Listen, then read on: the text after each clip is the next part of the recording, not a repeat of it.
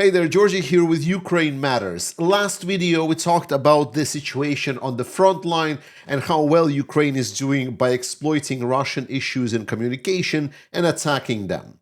We now have additional information that I'm going to share with you, but more importantly, we're going to try to delve into the modern warfare and understand what is actually happening on the front line and how do we expect to calculate what's going to be happening next.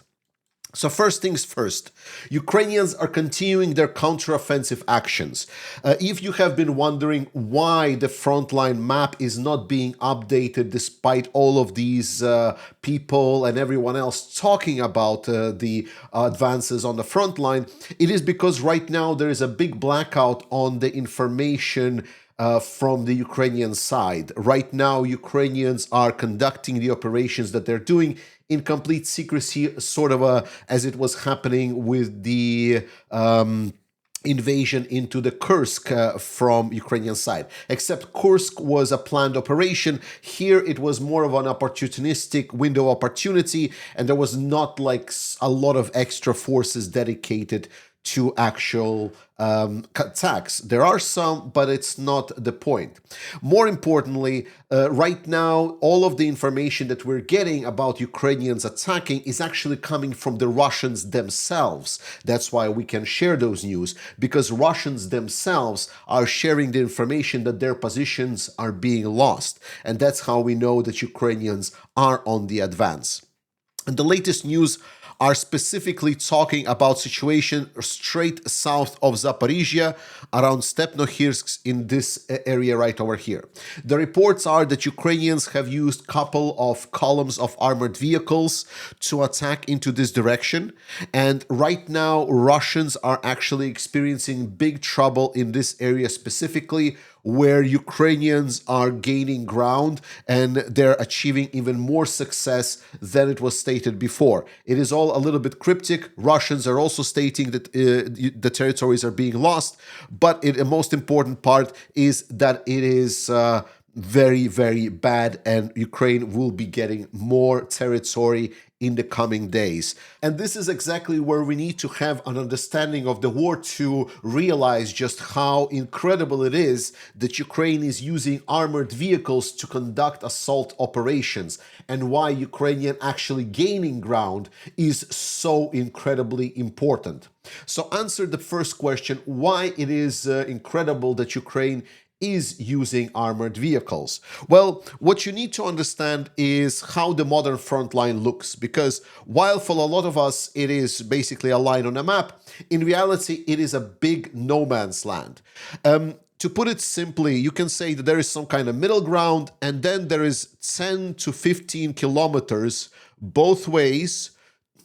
That is a no man's land. So the no man's land can stretch anywhere from 20 to, let's say, 30 to 40 kilometers. Let's say 30. Let me actually redraw it, because we'll need to have a lot of understanding here. So if this is no man's land, this is like the absolute front line, the gray zone so-called, and it's anywhere from 20 to 40 kilometers. I said 30, but it can easily be up to 40 kilometers in different areas. And this is area where nothing moves. To understand the modern front line, it is not that there are military soldiers in trenches. There are no trenches anymore. No one is sitting in trenches. Open trenches is not a thing already for a while, but more importantly, there are still some people sitting out there on the front line, and they're sitting on so-called battle positions. These battle positions are not actually battle positions.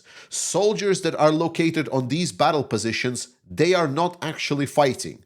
So if in this no man's land, there is some kind of a battle position where there's like the absolute front line, there's like troopers sitting in that position, this guy is sitting in complete underground, having just maybe like a small section where he can put camera out, or he can put like himself out, some kind of observation tool, and he's basically just an indicator for all intents and purposes of what is happening on that contact point. So his job is sort of observe that front line.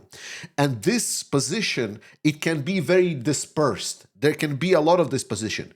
And if the enemy is advancing, this guy most likely will not even engage. This guy will just say, hey, there is enemy advancing from this direction in these coordinates, and that's it. And the guy will stay underground. He will stay underground up until his time to change is coming, after which they will try to rotate him out and put a new guy in there, so to say. And this is where the main danger is. The main interceptions and the main hits on this war and casualties of this war right now are not when the person is in position. It is not when Russians are assaulting positions or when Ukrainians are defending position. The main casualties are happening right now when people are changing in between positions. Getting through these 10 to 15 kilometers from the end where essentially the drone range ends to some of these forward positions can be really deadly. And as soon as it's some kind of a bigger target, let's say a vehicle, some kind of armored vehicle, that vehicle is like a red flag. That vehicle is gonna get hit with like insane amounts. People have given me examples from when I was talking with the guys at the front line. They're stating, we show a vehicle 10 kilometers before the contact line. We had like 20, 30 FPV drones of enemy appear within like 3 minutes towards us. Everyone is just having drones in the air, and they're like predators are stalking like when finally they can have some action. This is a completely desolate area. People are moving into this desolate area specifically to capture, to stand in these positions just to have an indicator, an observation where the front line is. It is a complete no man's land. Nothing lives there, nothing moves there. The drones take out everything. The only way to get past them is if you're able to move while they will not notice you. That's it. Now, after this first indicative positions, the second position is the anti-drone position. So this is the similar position, but this is the electronic warfare suppression position that is located right after the initial contact position. The point of this position is to intercept the Russian drone signals, to try to understand where are they going, what are they attacking, where are the area of operations, and to jam them as well. These positions are also well concealed, and they are there to be used by the direction from the command point. So thanks to the observation both from the frontline position and also from the electronic warfare position, they are noticing Russian activity, drone activity. They're checking which frequencies these drones are flying, and then they get orders from the command point to then whether to suppress certain frequencies so that Ukrainian drones can operate in the area, or to prevent Russian drones from attacking certain things. Let's say Ukrainians are intercepting signals from the Russian drones, and they're discovering that they're operating right now on this specific frequency. And let's say they're identifying Russian drones moving towards area where Ukrainian positions are, and then they say, okay, we need to make sure that Russian drones do not discover our position, and then they give order to the electronic warfare position to then suppress drones on this specific frequency. It's a very dynamic work, and it's a very, very heavy everyday work for a lot of people. And again, biggest losses is when people rotate in and out of these positions. Next position on the line is the sort of like a grouping point. This is the position on the front line where people can rotate in out to go forward. And this is also a fast response position. This is also where potentially, cause also in parallel will be next to it like a drone position. So this is where the drone units will sit down and launch their drones if they need to attack the Russians. And this is where a lot of people will also be grouping out to then go forward or respond if Russians will be attacking. These positions are much closer to the end of this no man's land, and it's one of the most crucial positions. This is very simplified. This is just to give you a perspective. The main and important point that you need to understand that none of these positions are exposed. All of them are operating on one and one principle only: do not get discovered. People state that they don't really even dig trenches anymore in the no man's land. They just use whatever is available. Either it is building, or it has been like some kind of position from beforehand, or they will just dig into the ground and then dig underground to build yourself something here. The point of the matter is you must not be discovered in any shape or form, or otherwise you just get bombed to oblivion. And that is exactly why it is so impressive that Ukrainians are using the armored vehicle assaults, because this is how all of the front line looks. Anywhere appearing like a one vehicle within the zone, it's a dead end, like you're going one way and one way only. And now we're talking about Ukrainians on pretty wide scale here, using a lot of their armored vehicles to conduct operation.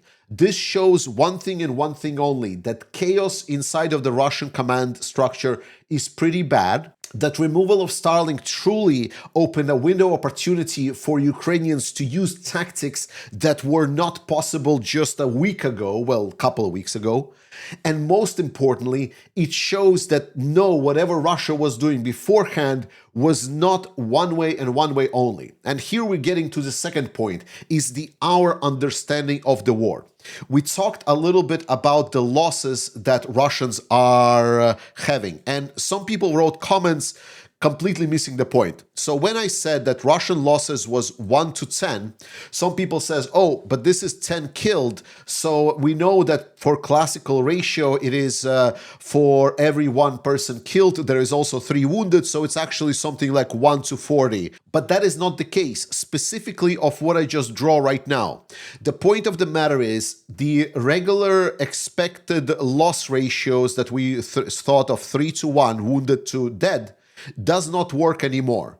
Just because the nature of the current situation on the front line, lethality of this war has been increasing exponentially. That's why, despite the fact that Russian losses total is now fewer than it was, let's say, 2 years ago, the deadliness of these current casualties is a lot higher.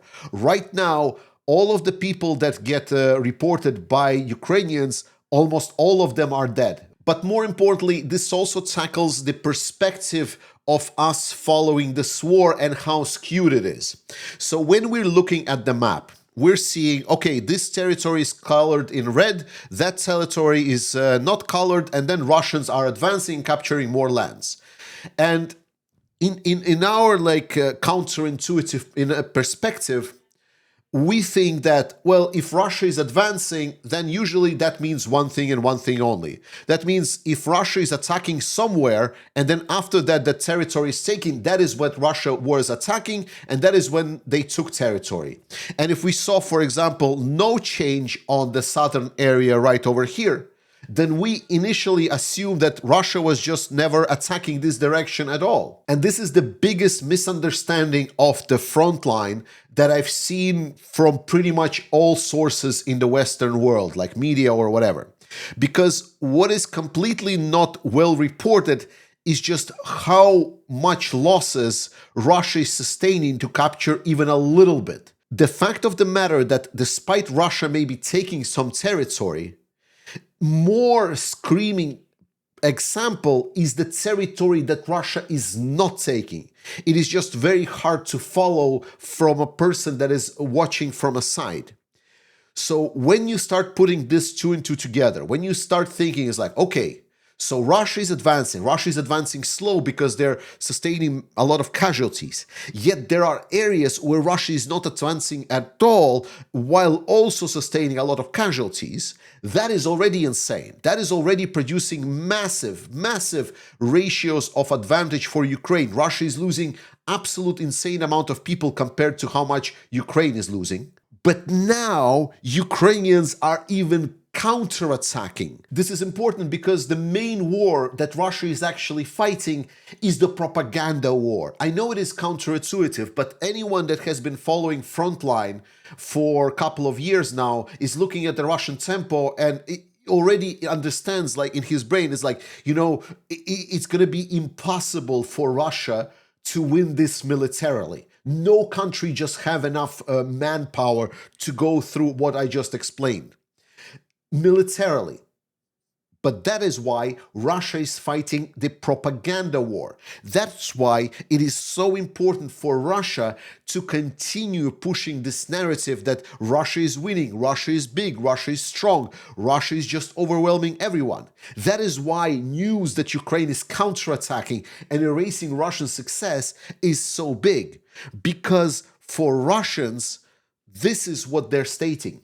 So, as you know, Ukrainians conducted a counteroffensive operations around Kupiansk at the end of last year, erasing, again, many months of Russian efforts there, pretty much almost a year's effort.